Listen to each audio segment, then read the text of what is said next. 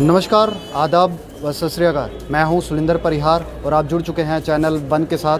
तो अभी आपको बता दें कि अभी जो है उमर अब्दुल्ला जी जो हैं वो जम्मू में आए हुए हैं और अभी आप देख सकते हैं कि पीछे मेरे जो है नेशनल कॉन्फ्रेंस का जम्मू प्रोविंस का जो है हेड ऑफिस है और यहाँ पर अभी वो आए हुए थे। यहाँ पे इनागोरेशन उन्होंने जो है यहाँ पर की है और साथ में जो है पार्टी के वर्कर्स, पार्टी के मेंबर्स को जो है संबोधित भी किया है और मीडिया के साथ भी बातचीत की। और मीडिया के साथ बातचीत करते हुए उन्होंने क्या कहा आप सुन सकते हैं।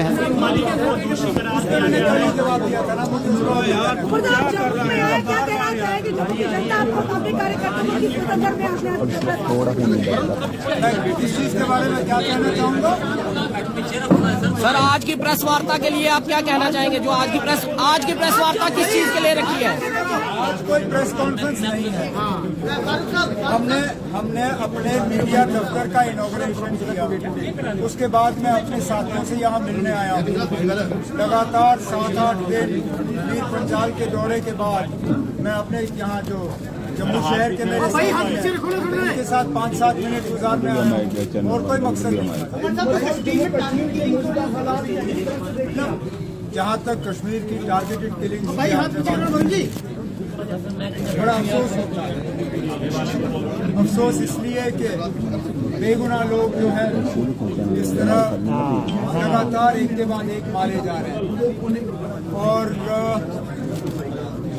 अगर आप देखें तो माइनॉरिटीज़ की किलिंग्स हो रही हैं, पुलिस में जो काम करने वाले हैं उनकी किलिंग्स हो रही हैं, सिविलियन जो हैं चाहे क्रॉस फायर में या टारगेटेड किलिंग्स के जरिए उनकी मौत हो रही है। हमें तो कहा गया था 2-2.5 साल पहले कि कश्मीर, खासकर कश्मीर की तमाम परेशानियों की वजह जो है वो 370 है और 370 के हटते ही हालात ठीक हो जाएंगे। हमें ये कहा गया था कि 370 ही वजह है कि कश्मीर में कुछ लोग जो है अलायदी सोच रखने वाले हैं और अगर ये हट गया तो ना यहाँ बंदूक रहेगी, ना अलायदी सोच रखने वाले लोग जो है वो सोच रखेंगे। आज 2.5 साल हो गए, हालात में बेहतरी कहाँ आई? जो मतलब टारगेटेड किलिंग्स का सिलसिला रुक ही गया था। मुझे नहीं याद है कि इससे पहले टारगेटेड किलिंग्स का सिलसिला कब हुआ होगा, लेकिन आज कहीं पे भी कश्मीर में लोग अपने आप को सुरक्षित नहीं महसूस करते। उन इलाकों से जहाँ से मिलिटेंसी का हमने सफाया किया था, खासकर श्रीनगर के आसपास के इलाकों का, कुछ नॉर्थ कश्मीर का, उन इलाकों में दोबारा से अब मिलिटेंसी देखने को मिल रही है। अब तो श्रीनगर में अप टाउन में लोग अपने आप को सुरक्षित नहीं महसूस करते, तो बाकी जगहों की बात ही नहीं। तो जाहिर सी बात है कि हुकूमत के करने में और कहने में काफ़ी फ़र्क रहा है और हालात जो है वो दिन ब दिन और ज़्यादा ख़राब होते नज़र आ रहे हैं। उमर साहब, क्या वाकई में कश्मीर फाइल्स मूवी बनने के बाद जो है वो इस प्रकार की घटनाएं ज़्यादा हो रही हैं? कश्मीर फाइल से पहले भी ये घटनाएं हुई। मैं ये नहीं कह सकता हूँ कि मूवी के बाद ये घटनाएं जो हैं ये शुरू हुई। टारगेटेड किलिंग्स का सिलसिला तो है मूवी से पहले हुई। अगर आप देखें जो चाहे वो हमारे इंद्रू जी थे जो केमिस्ट की दुकान पे मारे गए, या हमारे ये ढाबा जो है कृष्णा ढाबा बर्नहॉल के पास, उनके जो मालिक हैं उनकी किलिंग, उनके ऊपर जब टारगेट हमला हुआ तो वो पिक्चर से पहले हुआ। तो ये कहना कि किलिंग्स का सिलसिला मूवी के बाद शुरू हुआ ये गलत है। लेकिन मूवी ने माहौल बनाने में कोई रोल अदा नहीं किया। कुछ लोग जो हैं माहौल बना सकते हैं, कुछ लोग माहौल बिगाड़ सकते हैं। इस फिल्म ने माहौल बनाने में कोई रोल अदा नहीं किया। रोल मतलब कितना माहौल बिगाड़ा है वो फैसला आपको खुद करना है। डिलिमिटेशन रिपोर्ट जैसा आई है, आप तमाम पार्टी जो है उसका विरोध कर रही हैं और कह रही है भारतीय जनता पार्टी की ये रिपोर्ट है। 6 सीटें जम्मू संभाग में, 1 सीट कश्मीर में, सिर्फ इस वजह से इसका विरोध किया जा रहा है। इस वजह से नहीं, हालांकि ये भी एक बहुत बड़े वजह है। आबादी के बुनियाद पे सीटों का फैसला होता है। या तो वो इंतजार करते अभी के सेंसस का, 2020 के सेंसस का, और फिर आबादी देख के सीटों का बंटवारा करते, लेकिन उन्होंने 2010 का सेंसस लिया।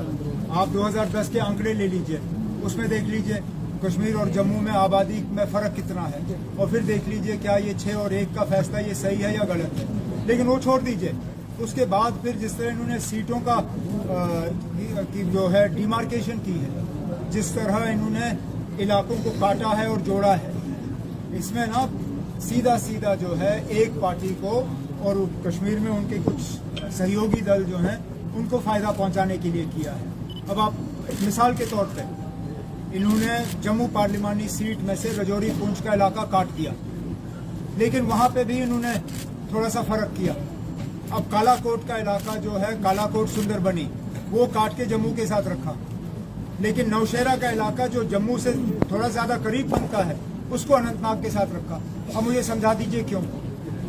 अगर कालाकोट और सुंदरबनी को जम्मू के साथ रखना था तो फिर नौशेरा को रखना था, और अगर नौशेरा का अनंतनाग के साथ बनता था तो फिर सुंदरबनी कालाकोट का क्यों नहीं? जिलों में इन्होंने इस तरह फर्क किया, और यही सब जगह यही हाल है। तभी तो हम जाके कहते हैं ना कि ये रिपोर्ट जो बनी, इसमें ग्राउंड रियलिटी को देख के बनाई नहीं गई, इसमें कुछ पॉलिटिकल वजूहात की बुनियाद पे ये रिपोर्ट तैयार की। मतलब जम्मू में लाउड स्पीकर को लेकर जो है एक विवाद देखा जा रहा है। आपको लगता है कि लाउड स्पीकर को कोई धार्मिक रंग देना चाहिए, जो लाउड स्पीकर को लेकर फैसला लिया गया है? मैं अभी घूम के आया हूँ, लाउड स्पीकर हर कोई इस्तेमाल कर रहा है, हर कोई इस्तेमाल कर रहा है, और लाउड स्पीकर पे रोक लगाने से हर मजहब के लोगों को जो है उनके जज्बातों को असर पड़ेगा।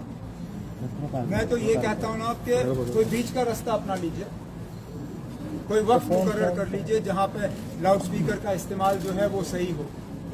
अब मिसाल के तौर पे मुसलमानों के लिए आज़ान ज़रूरी है, आप सिर्फ फिर आज़ान पे ही रख लीजिए और उसकी वॉल्यूम पे पाबंदी लगाइए। हमारे तो मैं अभी जैसे मैंने कहा, मैं पूरा रजौरी पुंछ का दौरा करके आया हूँ। मैं ये नहीं कह सकता हूँ कि सिर्फ एक ही मजहब के लोग जो है लाउड स्पीकर इस्तेमाल कर रहे हैं। हर मजहब के लोग जो हैं, चाहे वो मंदिर हो, गुरुद्वारा हो, मस्जिद हो, वहाँ लाउड स्पीकर है। तो अगर लाउड स्पीकर पे बैन लगा तो जाहिर सी बात है हर मजहब के लोगों के जज्बात पे जो है उसका असर पड़ेगा। तो कोई ना कोई बीच का रास्ता निकाले।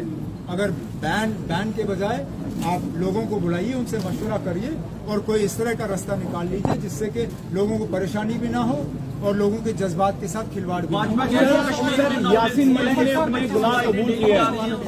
एक सवाल ये कि आपको लगता है कि गवर्नमेंट ऑफ इंडिया या इलेक्शन कमीशन असेंबली इलेक्शन करवा सकता है इन हालात में, क्योंकि कुछ चीज़ें हो रही हैं जैसे टारगेटेड टेक्निक्स हो रही हैं, उसका बदला भी ले सकते हैं? आपको लगता है कि जल्दी हो सकता है? क्यों नहीं हो सकते इलेक्शन? क्या या तो फिर हुकूमत ये कहे, मुझे कोई एतराज़ नहीं है, गवर्नमेंट ये कहे कि आज जम्मू कश्मीर में 96 से ज़्यादा बदतर हालत है।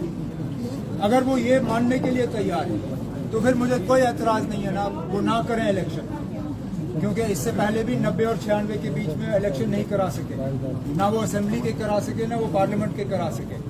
अगर आज हालात का बहाना बनता है तो फिर सीधा सीधा वो ये बात तस्लीम कर रहे हैं कि आज जम्मू कश्मीर में 96 से ज़्यादा बदतर हालत है। अगर वो ये मानने के लिए तैयार है मुझे कोई एतराज़ नहीं है। उमर का जो इशू बना है, वाराणसी में जो मस्जिद का इशू बना है, तो आपको लगता है कि इस मंदिर मस्जिद के अराउंड ही अनएम्प्लॉयमेंट है, बेरोजगारी, बाकी चीजें, प्राइस राइज का है, कि आपको लगता है कि डाइवर्ट करने की कोशिश की जा रही है? तो जाहिर सी बात है, हालांकि जहाँ तक मुझे याद है अयोध्या मामले के जजमेंट के बाद बीजेपी ने शायद ये कहा था कि अब इसके बाद मंदिर की सियासत नहीं होगी, अब वो बाकी चीज़ों पर फोकस करेंगे, डेवलपमेंट पे और जिन चीज़ों का आपने जिक्र किया। लेकिन अब लगता है एक के बाद एक ये नए जो है विवाद पैदा किए जा रहे हैं और ये लगता है कि शायद मुल्क की हालत जो है इकोनॉमिकली और हर लिहाज से जो खराब होते हुए नज़र आ रही है, ये उस चीज़ से डाइवर्जन की बात है।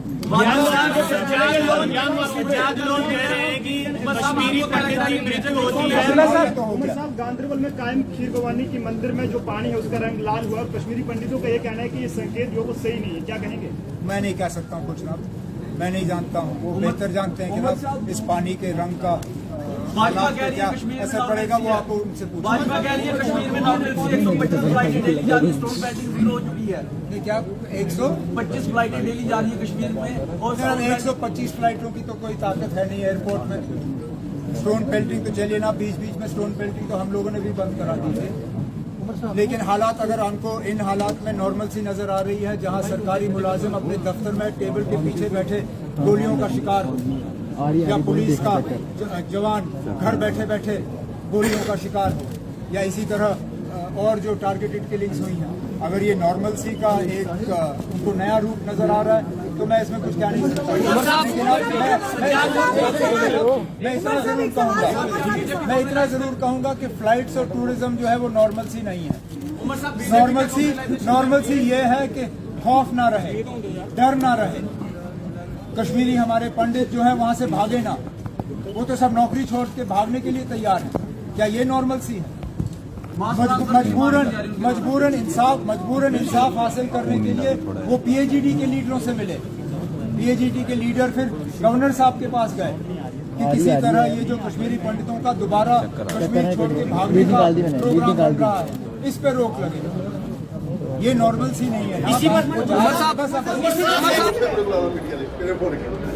तो देख सकते थे आप, आपने सुना प्रेस कॉन्फ्रेंस में उन्होंने क्या कहा, स्पीच में भी उन्होंने क्या कहा, वो भी आपको सुनाएंगे।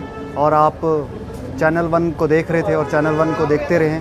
सुलिंदर परिहार को दीजिए फ़िलहाल इजाज़त, फिर किसी और ख़बर के साथ ज़रूर मुलाकात होगी। तब तक ले दीजिए इजाज़त। जय हिंद, इनकलाब जिंदाबाद।